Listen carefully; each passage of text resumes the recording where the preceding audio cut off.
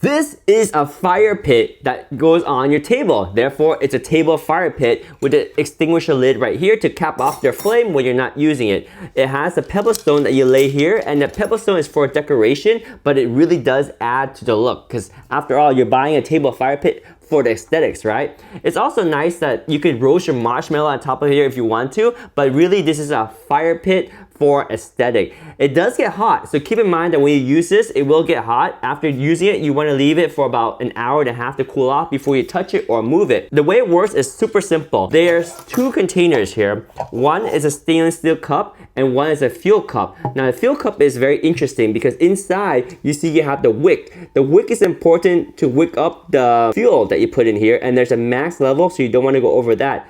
But use the recommended and allowable fuel type, put it in here, and then put this in here first, then put your fuel cup in here, and then you light it with a lighter, and then you have a flame. Super easy. Once you're done using it, like I said, there's a lid that includes, this is the extinguisher cap. You cap it off and that's pretty much it. You also get a little card here that says what's included. So like I said, you got the fire pit here, you got the cobblestone, you have the stainless steel cup, you have the fuel cup with the wick, and then you have the fire extinguishing lid. And that's pretty much it. Your tabletop fire pit with the extinguisher lid right here. Super simple, super easy, and looks super nice. Oh yeah.